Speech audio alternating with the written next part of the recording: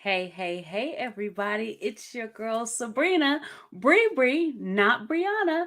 And we are here for another special edition of High Tea with Bree and my girl Dion. Before we get to the subject matter of tonight and the guest for tonight, I'm going to ask you to do me a favor. It is Monday night.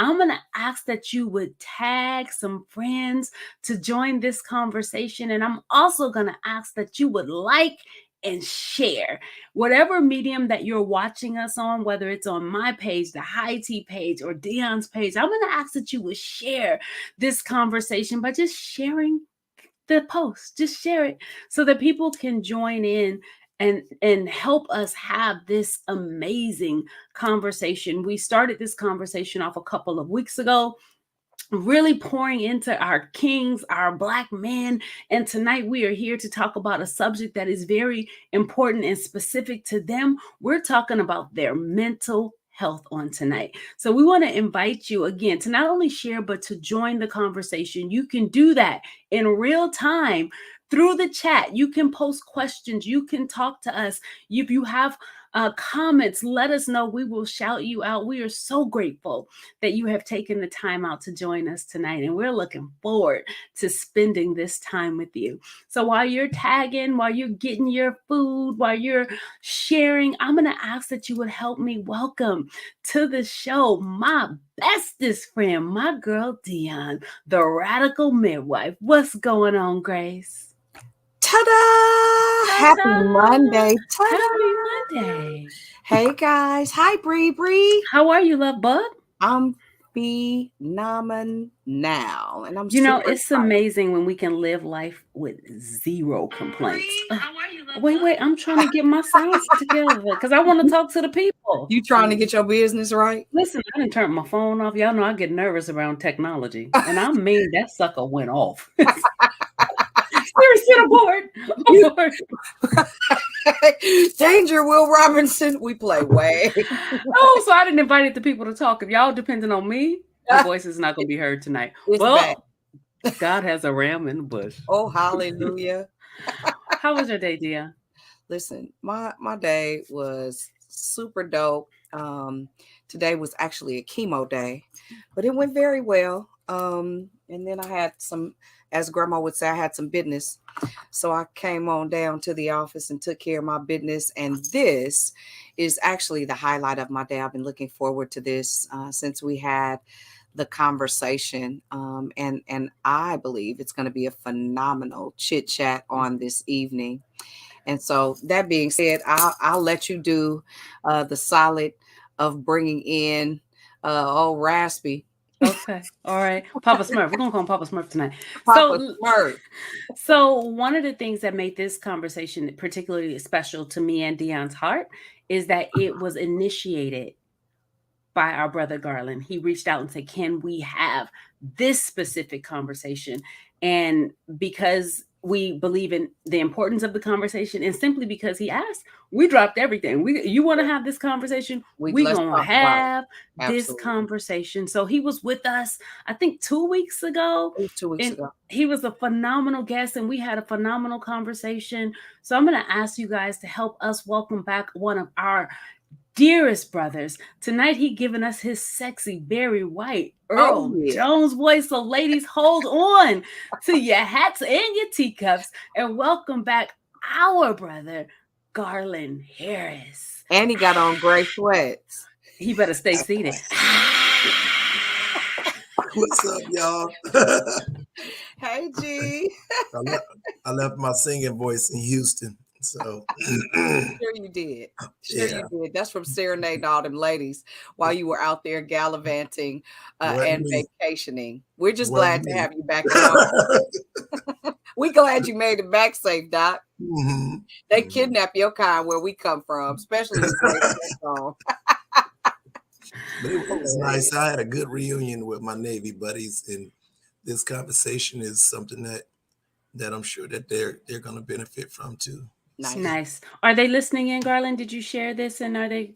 I've shared it, but they're all probably passed out right now. So They'll catch the replay. And I was about to say that's a great opportunity for us to say that this conversation will be accessible tomorrow for those that are in different time zones. As we get ready to get into the conversation, we have, hey, Benita Adams Jones. Hi, Dee Dee.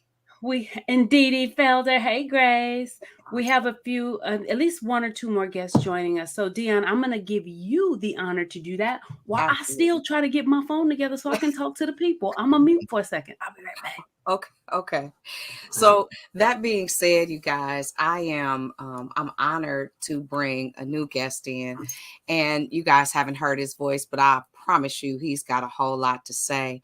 I'm excited because he is in the process of his healing and recovery on several different levels. And I want y'all to know, this is from me to y'all. Listen, I love our men. And as a boy mom, I think it's really important that we start to lean in a little bit more when our community of men is asking, number one, how can we support you? That's a really big deal. That being said, I want to introduce you guys to my brother. I've known him since I was a little girl. We grew up in the same neighborhood. His friend, who actually we just lost a few weeks ago, was one of my dearest friends as a child. We used to play together and laugh together. And so that being said, ladies and gentlemen, we welcome Tony Gilliam, my sister's husband, honey.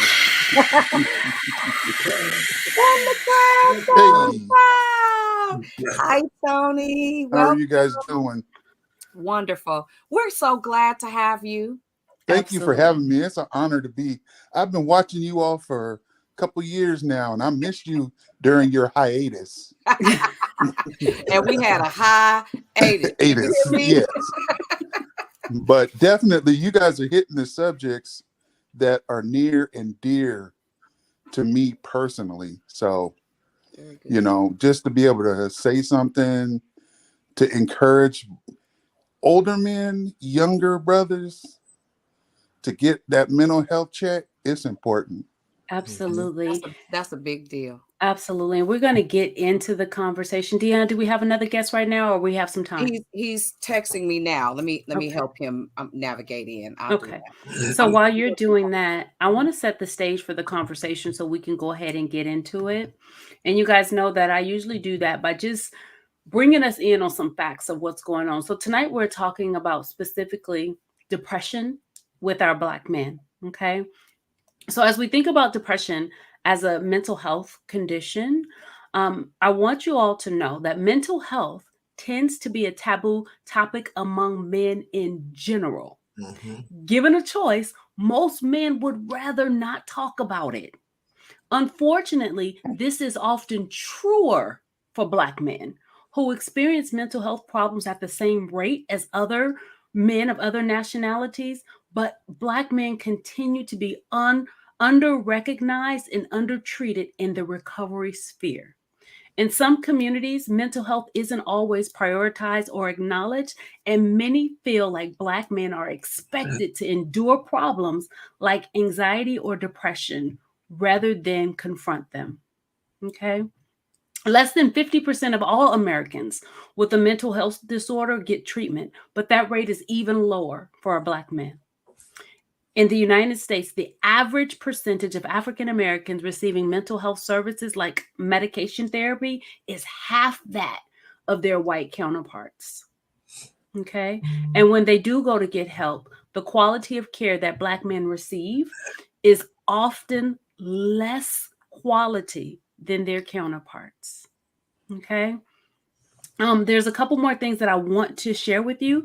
The poor quality of mental health treatment that's being offered to African American men can have far-reaching effects that extends beyond the individual. When mental illness goes untreated, it contributes to higher rates of substance abuse, incarceration, suicide, and homelessness, which in turn negatively impacts the state of mind. Okay.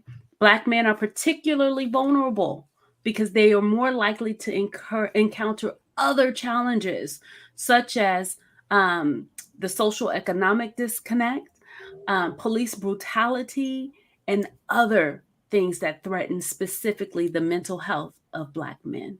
I'm going to stop there. I have a few more things that I want to share, but I want to just check in with Tony and with Garland. What did you think about what I've said so far? Well, coming from me, you hit the nail on the head with a lot of that, and something that I want to add to it is we've all had that family member or those family members that we just say, "Oh, he crazy," because for Black male, it's a sign of weakness to acknowledge pain. Period. We can't acknowledge any type of pain. Oh, you a sucker. You this and you that. So we just sweep it all under the rug, and we deal with pain. And we are expected to. And it's kind of rough when you're expected to do something that's actually tearing you up in the inside. Like, when the last time you seen any of the brothers cry? Nope, ain't happening. That's a sign of weakness. But on the inside, or even I've seen guys go through relationship issues where I know they probably crying when ain't nobody looking. It's like, man, we got to let each other know it's all right to just discharge all of that. But I just want to add that to what you were saying. Thank you. Hey, before you proceed, my brother Ty is here. So we have Tony and Ty. Also wanted to welcome Lady Tracy from Atlanta. Thank you for tuning in. We absolutely appreciate you from Atlanta. Hey, Christina Joy. Hey, Richard Palmer. Hello. And yes, we absolutely appreciate you all and your input. That's right. And just your feedback is phenomenal. Before we continue, I want to add Ty to the conversation. Again, he was with us a couple of weeks ago and jump-started this conversation. And I know he'll have a whole bunch to add as a barber, simply because we know your barber is not just your barber. That's a therapist, honey. Therapist, your barber is your best friend, your barber is your counselor. So with no further ado, I want to introduce to the room Tyrone Langford. Hi, Ty. Hey, everybody. How y'all doing? Good evening. Welcome. We're glad to have you. Pleasure to be here. Thank you. You're right on time. We're just jump-starting this conversation. On the heels of what Garland shared and on the heels of what Richard, if you guys are not paying attention to the chat, Richard, thank you so much for your vulnerability and your transparency. It's going to take that type of willingness for us to really have a conversation and reach the hearts of men that are listening. I want to share this next thought with you all, this next truth.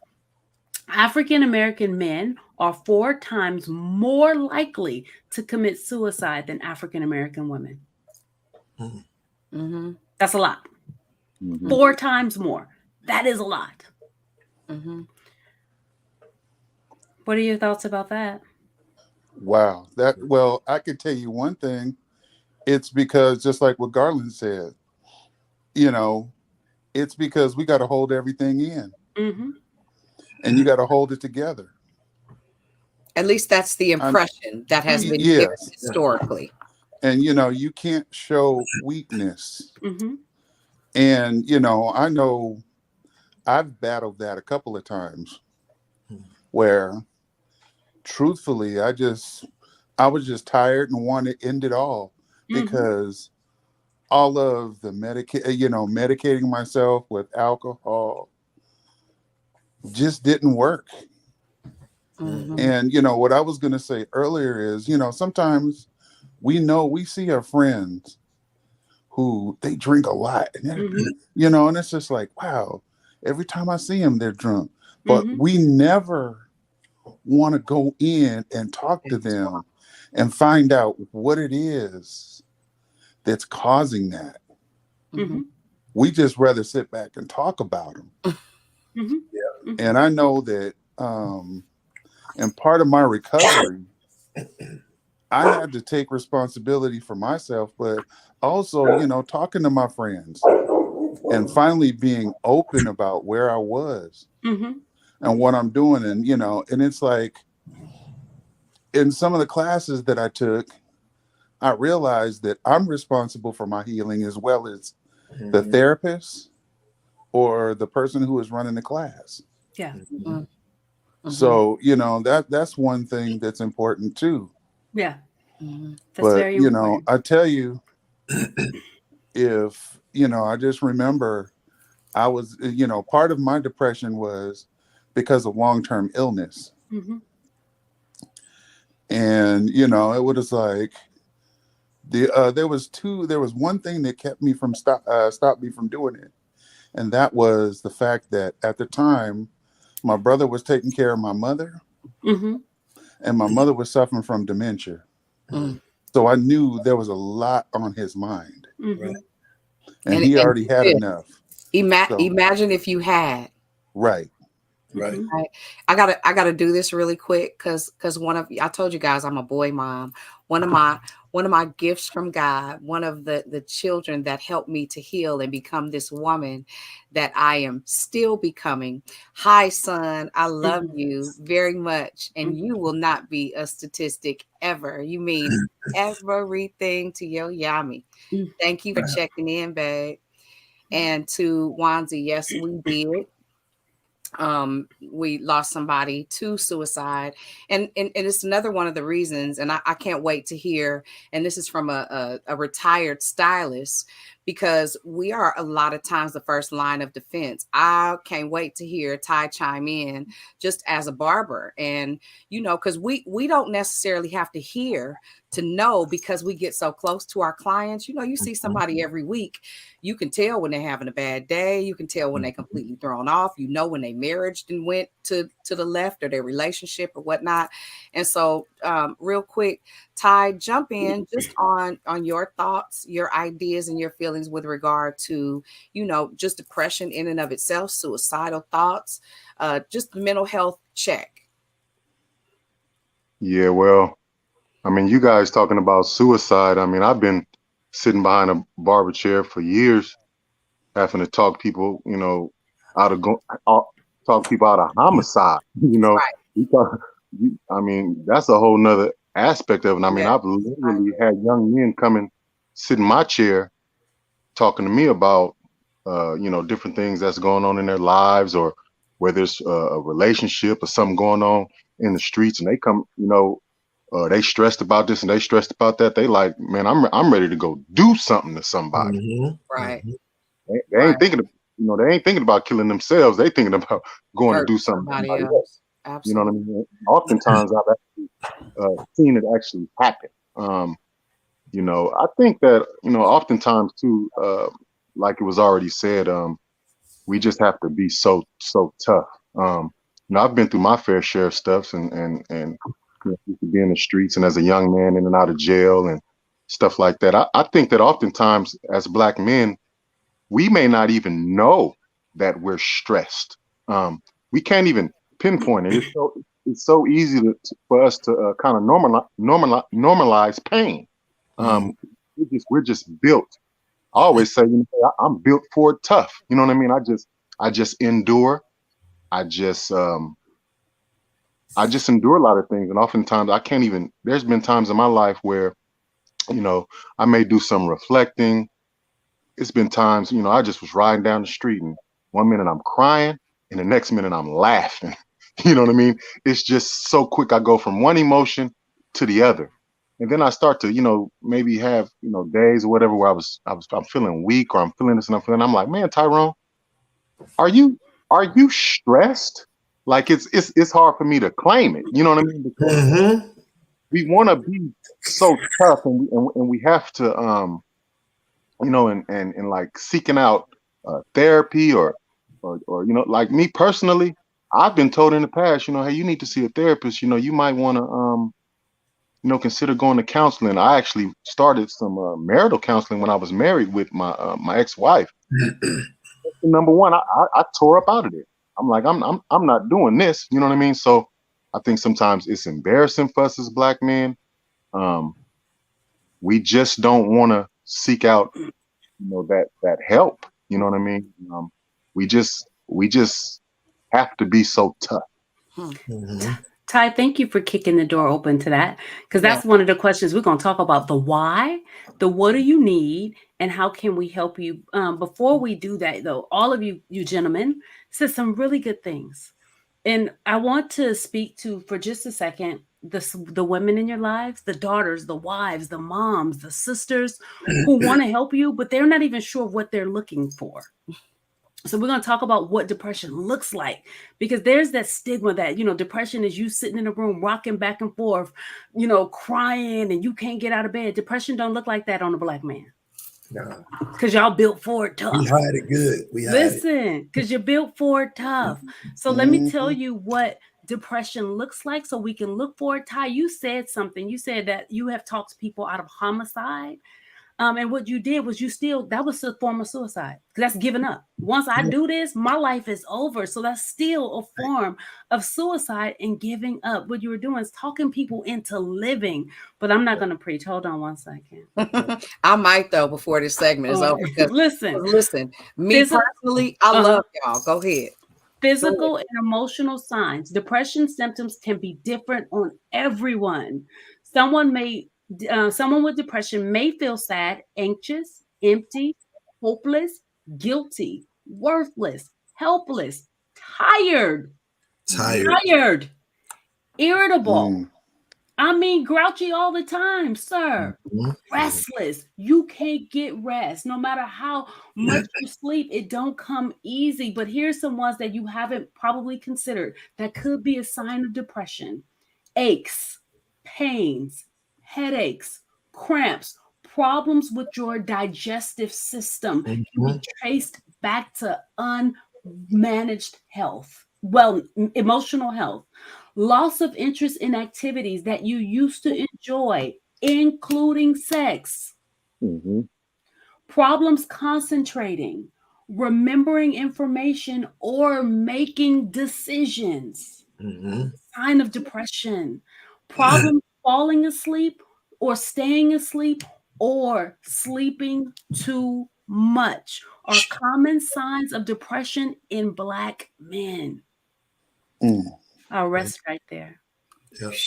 That was a lot. Yeah. I've had a few of those symptoms, and my mother caught it in me. I was sleeping hours, waking up exhausted. And and depression, here's what I'll say about it. It's really like a drug. Once you've tasted it, you can't stop tasting it. You will easily fall back into it for little things.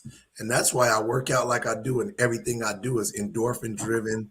It's just, I got to get my heart rate going because I've tasted it. And if something happens to somebody I know, I go through Facebook, somebody dies, if I don't catch myself, it'll depress me because I've been there before.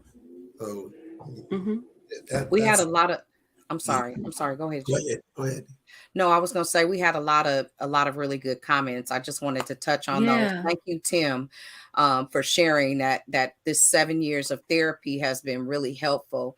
It's nice to see a Black man who will stand on, I made a decision to get some help. That help has really not just helped me, but it solidified that me making that decision was essential at that particular time in my life. And Anthony Jackson, thank you for chiming in. Also, I love you. I miss you. I wish I could hug your neck. We weren't taught to have an open door to emotions as African-American men. And that's one of the things, one of the stigmas I try to break with my boys on a constant base. And I hear them just because culture reinforces we don't talk about our emotions. What are you feeling like right now in this moment? What's going through your mind? What are your thought processes? I tend to ask consistently because I know what the stigma is as it relates to the world. Also, Mel, I agree with a whole bunch of unresolved trauma, and it's really hard to get your finger or get anything wrapped around it because it is extremely underaddressed. And Von Seal, I agree. Overeating. Undereating can also be a sign of people being full of stress and or anxiety. Real quick, Sabrina, before you shift, you said, and I think we all have. What's that one, Dia? This one is from Wanzi. It says, for me, depression is having no criminal history with over a decade of experience in a trade submit a job application only to receive an email stating I'm overqualified. That's tough It because is. those are the type of odds that we face. And Mwanza, I'm going to say this publicly. One time you made a post, I called Dion Clark and told Dion Clark to check on you because I was concerned because I didn't have a door. And for women like us who are at a place where we're healthy and well, and it matters to us what our like our choices are different. We run into a whole bunch of men dealing with depression, anxiety, low self-esteem, the spirit of worthlessness, and it's a lot to overcome, which is why we're having this conversation. What can we do to support you? How can we serve you in such a way that it gives you the safe space to say, listen, I need help getting help. Yeah. We need people we can go to get help because to have a person of color that has grown up similar to the way I've grown up, I can vent to that person better. But there are not a lot of therapists of color in the community, and like our young sisters, they need that. I mean, that's why I wish we get a bunch of them to chime in too, because we need to sit down with somebody. I need to sit down with somebody that knows how I may have grown up. You might have grew up the same way. And when I start venting to you, you don't look at me like, are you serious? Like, you get it. So that's what we need. First of all, is therapists from within our community. We got to encourage that. We working on it. We are. Andrea. Sorry. We're working on it. Andrea. Yeah. Excuse me. I'm sorry. Yeah. Andrea. Yeah. A couple years ago, that's true, Garland. I think African American therapists, men and women, only represented 4% of psychiatrists and therapists, but the number has gone up. Oh my God, so much. But that's another barrier that we can talk about. I wanted to also mention anger, that unregulated emotion that Ty was like, 1 minute I'm laughing, 1 minute I'm crying. That dysregulation. I often like to think about anger is depression turned inside out. So a lot of times he's so angry. What else is he though? Coping. Right. Coping. That's Tolerating. Right? What else is he, sis? He angry, but what else is he? So that brings me to the question based on Ty and based on Tony. You said that when you started talking about it, I want to know, did you start talking about it because someone asked you and you felt safe, or you just knew you needed to start talking about it? That's your question. And Ty, you said the first time you went to therapy, you tore out of there. So I want to know, what would it have taken for you to have stayed your butt in that seat and to do the work? What did you need? What didn't you get? Because this therapist on the line that's listening, and they need to know, once Black men come in there, how can we hold you? Well, I guess for me, the very first time I went and saw a therapist, it was because my father told me to go get help because he saw what I was going through. And so the first time I went and got help, and it was cool. It worked out for a while. And then years down the line, my circumstances changed. But the difference is, for me, even now, is I have a group of brothers that I pray with in the morning. Safe space.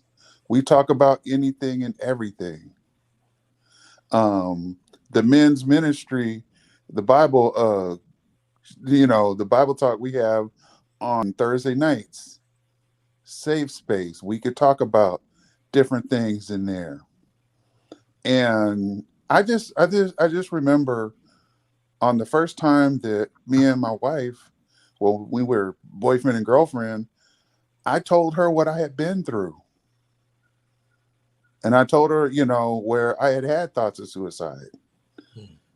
And to my amazement, she's still here. Can we do something really quick? And I want to do this to create an atmosphere of learning how to celebrate our little victories. Tony is on his journey of not just healing mentally, but also healing physically. Tony, how much weight have you lost? Oh gosh. Well, right now, because of what I'm going through, I've gained some of it back, and that was fluid. But the most I've lost is 175 pounds. Come on. And so it's like one of the things I used to, part of my depression, how do you deal with your weight and be in a relationship and the person not eat like you? Well, I was blessed with a queen who's had the surgery that I'm looking to get. So she's already eating that way. So it's not a big deal. Yay! Tony, I don't know if you can see the comments, but people are celebrating People are you. celebrating you. You have to go back and look at it if you can't see it, but you're being celebrated, brother. Yeah, I've been blessed. And it's like, honestly, one of the things I learned about depression is everybody gets in a depressed state. Oh, yeah. And it's fine. That's but true. the thing about it is you can't stay there. Because like we were saying in my class, depression is like digging a hole, and you're in the hole, and instead of filling it up, you continue to do things to dig it deeper and deeper and deeper. And so what we have to do is we have to learn how to do things to fill it back up. And one of the things is definitely talking with, finding that safe group, who we can talk to, who you can be honest with. Because I'll tell you, ever since February 2nd, 2005, I've been a crier. Mm-hmm. That's because that was when my hero passed. My father died. And, Ravonda and I have sat up here, watched movies, and she looked at me like, "You're crying?" And I'll be like, "Yeah." Yeah. And it was like little things that would touch me. And it's like, it's even worse now because that's good. I'll be watching an award show. It's like football players getting awards, and I'll be at the. But listen, we love your sensitivity.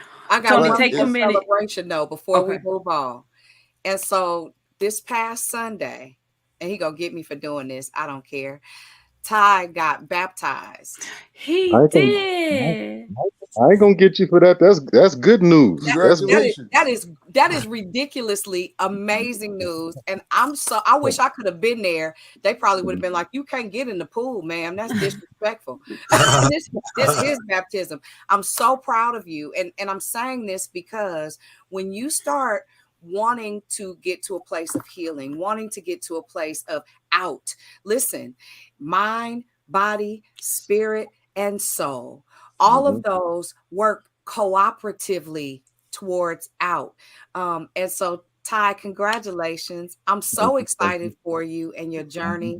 I am so excited about the fact that he drew you, right? With his loving kindness has he drawn you. And so that made my heart extremely happy. Daryl Nathan Phillips, it's great to see you, kind sir. To all of you, thank you guys for helping us celebrate these amazing, phenomenal, strong, brave men. I love them. Yes. I love seeing all the Black men on the chat. Ty, do you remember the question I gave you? I do, about just what would it take for me to have stayed in therapy? To have stayed, yes. Well, I mean, for me, for that particular situation, going with my ex-wife, it was a black woman, and I felt like I was being double teamed. Okay. And so I just ran up out of there. I mean, the therapist literally, I can't remember what question was posed, but I gave an answer. My ex-wife looked at her, they locked eyes, and she looked at her like, "You see what I got to deal with?" And I felt double teamed, and I said, "Look, I don't have no time for this. I'm gone." and I never turned, and I never went back. She continued to go, but I was done. Now I Okay. think that for us, for Black men to wanna, one thing that I've heard, one thing that I know for sure is that Black men are comfortable talking to other Black men, That's it. especially, That was what I was gonna say. especially, you know, like me. I love talking to my OGs. I just posted the other day. You can get some of the best sound advice. I mean, I went to Richmond the other day, and I sat down and just talked to my pops, and I was just overwhelmed with comfort with some of the most simplest things that he said. And you know, while talking to me, you know, calling me son, and it was just, it just felt so good to talk to Pop. Often I don't really go to my father and tell him different things that's going on in my life, and I just don't. You know what I mean? A little bit, there's a little bit of a disconnect there. I mean, I love my father, but I don't. You know, we don't really talk much about things going on in my life. But bottom line, I think that in order we have to talk to other Black men that can relate. We Yes. gravitate to someone that has been there. You know, Yep. you can say, man, I've been there. You know what I mean? I know exactly what you're going through. Going back to you know, Dion, you shouted out Anthony Jackson. That's a walking movie right there. That young man has been through so much: the loss of a father, his mother, going through his own, depression and substance abuse and just different things. And for him to pull it together, That's I my mean, sweet love, honey. I've man, known him since he was a boy. I love me some Anthony Jackson. me and that brother, we call each other regularly, and he will call me. You know, some of us, we call each other my mackin, which My it don't mean my mackin. It's not in relation to macking or, you know, on women or nothing. It's just a term of endearment for us. And so he'll call me, he'll be like, my mackin, what's going on, man? I need a good word for today. Tell me something good. And we just bounce stuff off each other. Feed And each like other. like brother was saying, you have to get, like, I got a group of guys. We got group meets going on. We got different things going on to where, you know, Black men, like I got Black men in my life where we're always talking, just bouncing stuff off each other and just, you know, tapping in with each other. Man, I'm just tapping in with you, seeing what's going on with you for the day. So talking to another Black man is a safe place. You have to talk to someone who can relate to you, who has been through some of the things that you are going through. What I got from both you and Tony, I got anchor from Tony. Like he has some solid anchors, and his sound like they're really spiritual in their foundation. And Ty, what I heard from you is community, right? And I was going to actually lean into you talking about talking to your father, because I just got a picture of God as a heavenly father. But when I put it together, I don't want to make like- this a I like to went super in. spiritual conversation, but I could have went there. Mhm. But Garland, what I would like for you to do for us, because there, like I said, there are a lot of wives and women and sisters and just the female representation listening.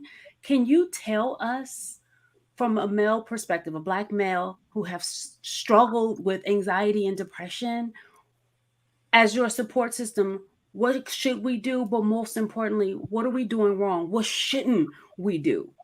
Help us. And don't Yeah. say just stop talking all the time, because we can't. You know what? Just don't give up on us. And when you say something, say it with love, because I might not hear it with love. I might hear it.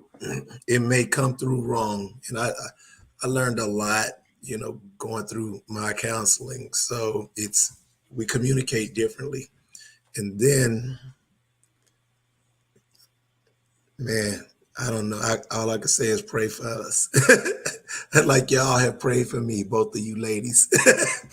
You know, just it's that question right there, man.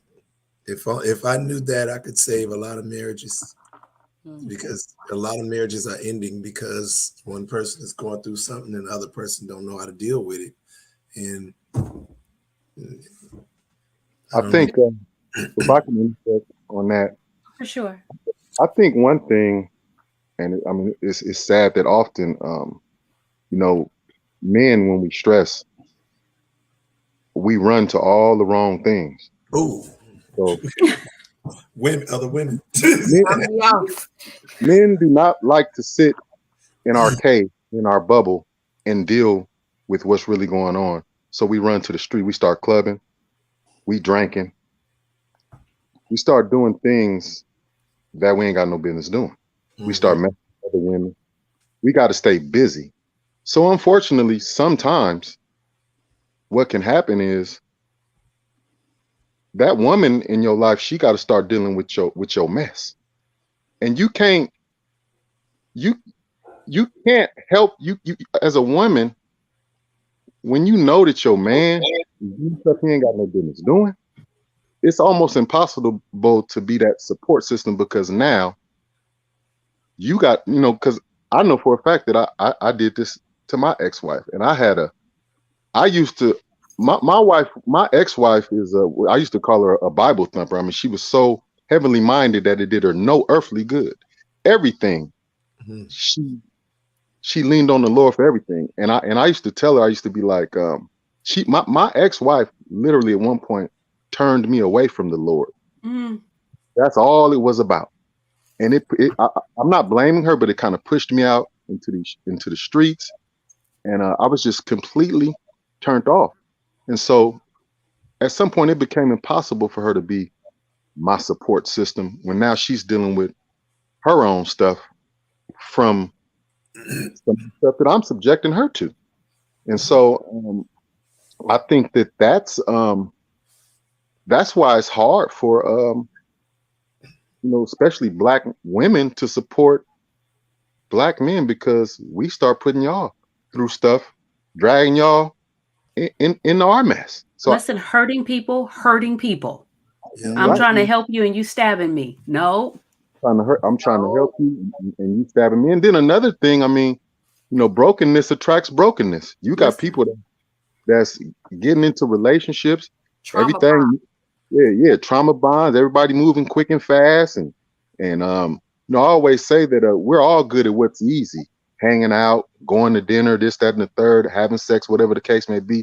People hooking up and they doing all this easy stuff.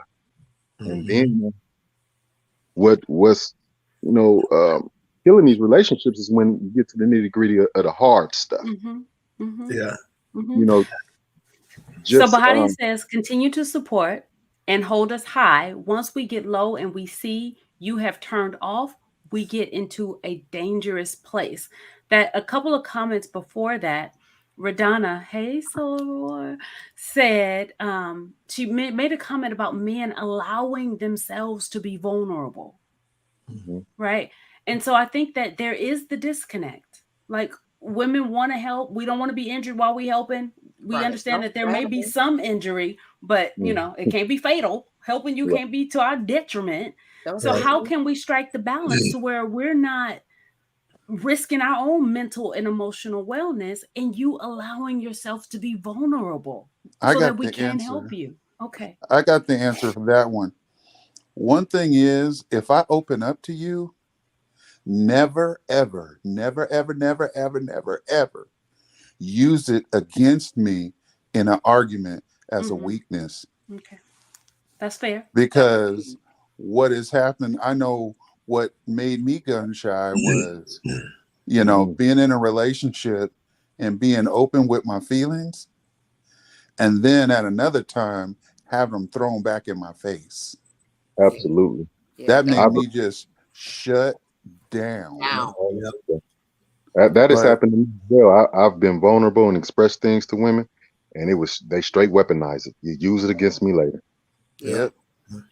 And I think for most men, especially if you happen to have a couple of young brothers who you talk to, and you tell them, the first thing you're gonna tell them is, don't tell them how you feel, because if you do, they'll use it against you. But what you have to. But I think one of the things I'm blessed with is we have rules of engagement. And so with the rules, first thing is, it's like, I still love you no matter what. We just going through something. And then we have to talk and understand, I have to let her say what she has to say, and then I have to digest it and then give her feedback. Mm. And the same with her. Tony, You know. before you give us all the rules, we want you to save some of that. We may have to do a part 2, but you said something and it struck a chord with a lot of people, including myself. And as the female representation here, Dion and I, Grace, I'm going to turn to you.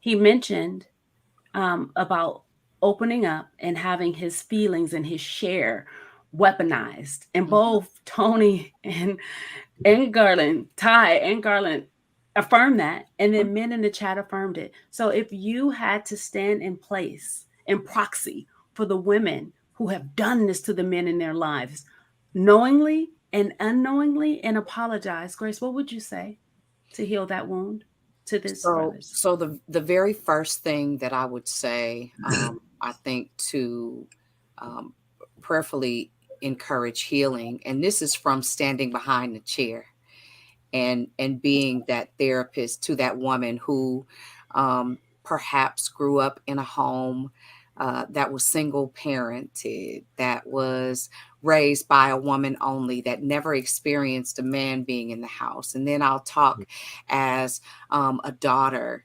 and say that, number one, some things I don't know that we think are lethal. Now, honestly, I don't think it's ever intentional. I think it is experiential.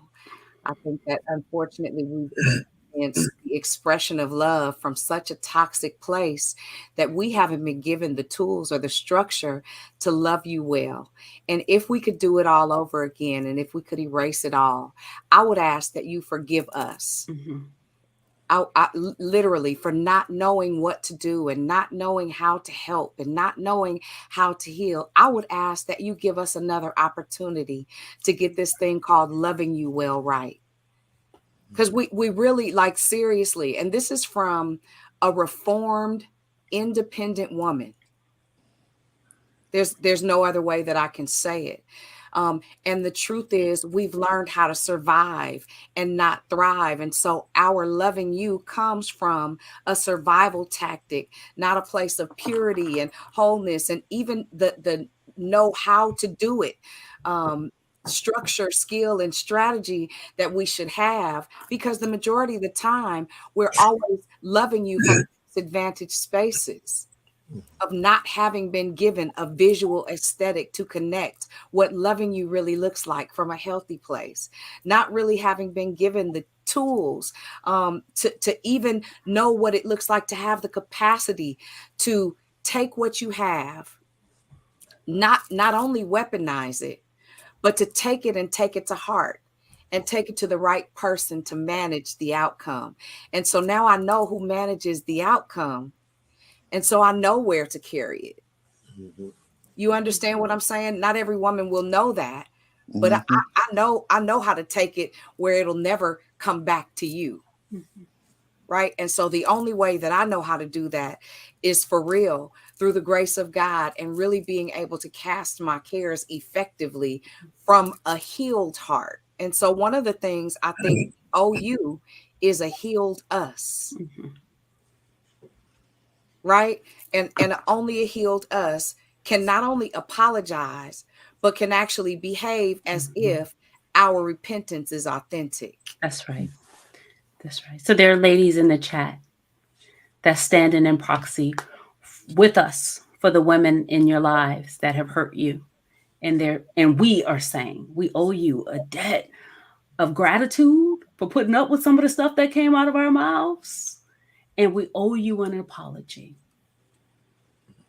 And we hope that you will receive it. And like Dion says, give us an opportunity to love you better and to love you right. We apologize. Yeah. And we love you for real in real life. Fernanda says, I'm 55 years old and I have yet to find out what love is really about. You know, as we begin to shift, it's almost been an hour. I want to talk about capacity because we can't give what we don't have. And Dion talked about broken systems. And it's important for us to have this conversation because we want to break this toxic cycle. Mhm. And I think one of the things that we're doing well in this generation is we're learning how to be brother and sister.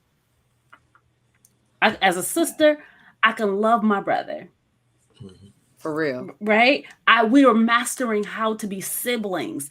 We got to have a higher conversation about how to be intimate partners with each other You hear me? without hurting each other and being safe places. And so we appreciate you all for even opening up the door for us to apologize. Ty, you got your thinking face on. Garland, I need you to turn the light on. You hear me? I mean, he thinking hard. You see him? Yeah, That Garland, brain turn the going light on. Ty, you need a light on too. But clickety clack. Ty, what are you thinking? No, it's just, I mean, just hearing you sisters talk, it's just, I'm getting emotional. It's, y'all really just pulling and tugging at my heart because oftentimes we don't get sisters that talk to us like this. Not at all. We don't get the gentleness, the sweetness, the kindness. We don't get it. And so just to hear it, it's just, I'm getting emotional. Y'all really pulling at my heart right now. Really, because, oftentimes we get women in our lives that's just beating us down. You know what I mean? And one thing I've been starting to realize lately, me myself, is it feels so much more better just talking to women of God versus some of the stuff that I'm used to.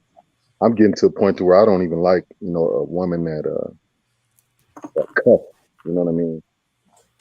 It just feels so refreshing to talk to women that are soft and gentle and articulate and just just the way y'all speaking. It's just really emotional for me. You know what I mean? I just love it, and I really thank y'all for. I'm really grateful that it's on y'all heart for us to even have these conversations. Well, I definitely don't want to make you cry, but I want you to know that you deserve it. Mm-hmm. You're worthy of it, and it is out there. Church girls winning. You hear me? Yeah, no doubt. Winning. We feel a little hood too. When I went and got baptized on Sunday, I just was. It was when I walked up, everyone was so inviting. Just the atmosphere, it felt so good. I was so. It was so inviting that I did not have a nervous bone in my body. Nice. I felt like this is where I am supposed to be. It felt so good to me. Nice. Thank you for sharing that. We have a few more minutes. Garland, what were you thinking?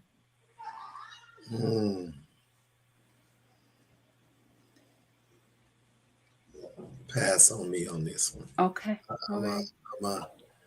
I had a lot of thoughts going through my head, but it'll take a minute for me to articulate it. No, I get it. Right. I get it. We don't want to pass on you. Can we come back to you? Well, I will say the things that Sabrina was saying, it just made me want to match a woman's energy, because when somebody's coming at you like that, how could you do anything other than match her energy? If she's telling you all of this, man, I mean, we always talk about matching energy when it's on some negative stuff, but when it's some positive energy, match that. If she's telling you all of this, take her shoes off and rub her feet. I mean, it just made me think like that's the type of energy that I want to match. That's what I was taking out of that the whole time you were saying it. Like nice. We're gonna get there. We're gonna get there. One relationship, one community at a time. Man, we started this conversation off talking about depression, right? When Black becomes blue, the mental health of Black men. Right. And one of the things that I'm learning, even as a clinician, but like as a real person, like love is the answer. Love is the key. It's the cure. It's the remedy. We got to love each other better. Right. Tony, I'm going to give it to you for a last short comment, and then Grace, I'm throwing it to you. Well, I think, I appreciate the apology because, it's been a long time, and a lot of stuff that was built up. But having women around me and in my life who have helped ease that has made it easier. And then just being open. But like you said, when you love somebody, you want to do everything you can to make them feel good and to make things better and to work through things. So I would say friendship is important. Friendship in a relationship is important because if the relationship is having troubles, that friendship is what sustains it until you get that worked out. Mhm. So, and part of the friendship is being able to be open with somebody. That's right. It So, goes right back to it. Thank you yep. for that. Grace, I'm going to yield to you for your final thoughts and comments. This has been an amazing conversation. Garland, Tony, Ty, tomorrow, tonight, go back and read the chat. Mhm. If Definitely. you haven't been That able should to, go encourage back your and heart. read the chat. Okay. All right, Grace. The chat should absolutely encourage your heart. So I have this saying that I adopted from Dr. Matthew Stevenson that people that are loved well grow fast. Mhm. And I will never forget. I was standing in my closet in 2007, and the Holy Spirit said to me, just as plainly as I'm speaking to you, Dion, perfect love. And I have spent the last 14 years of my life perfecting love and Mhm. really giving God the room and agreeing with his plan for my life in loving people well from all walks of life. And what it has done is it has served my heart as a woman. The places that were stony, the places that were broken, I allowed his love to be liquid healing for my mind and for my heart and for my spirit and for my soul. And so it is so important, not just for me, but for Grace and I to extend that love in such a way that it becomes contagious, building communities of love. Declare Victory is formed and shaped out of love. My relationships and close connections are shaped out of love. And that being said, we extend this love as broadly as we can because I know what difference it makes from being a mother to being a sister to being a friend to being a teacher, a mentor. But you gentlemen, for all very different reasons, Garland, I've watched you heal. I've watched you grow. I'm watching you in your process. Ty, I'm so proud of you. I don't really have words to express how proud I am of you. For real. And I could cry because I watched you decide to live. Mhm. Right. And so my prayer is that this become a community where it's not just a whole bunch of catty girls talking. Listen, for real, in real life, I'm somebody's wife. Zero question, hands down. I'm not Mhm. white material, but I need a husband that has the capacity to receive the level of love that I have to give. It's a lot, Mhm. right? And I'm at this stage in my life, the mistakes and the errors I don't have time for. I need a man well enough to be able to accept and receive the love that I have. And how do we get to those communities unless we contribute to them? What you do for others, God will make happen for you. And so, that being said, my prayer tonight is that this conversation does something in your heart that imparts, a seed of love that will only grow and expand, that you would have the capacity to allow someone to love you so greatly and so deeply that you forgot you were ever wounded. My prayer is that every generational curse of brokenheartedness, of downtroddenness, of worthlessness, of not being valued, of not being appreciated is broken, and that your children never suffer a day from historical situations that you had no knowledge of. I pray that every iniquity, every bloodline transgression, every bloodline curse be broken by the blood and the power of Jesus. I pray that the Holy Spirit would lead and guide you to the place of purpose that you were promised for from the set foundation of the earth.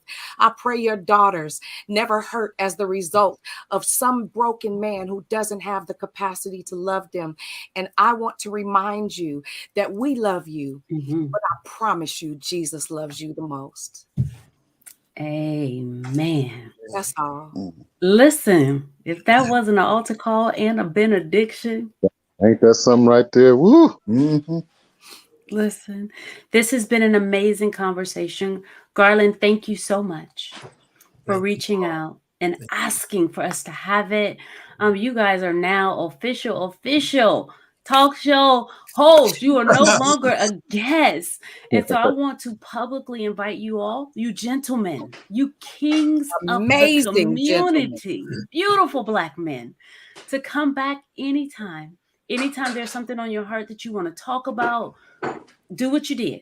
And we will stop everything and have a conversation. You have blessed us tonight.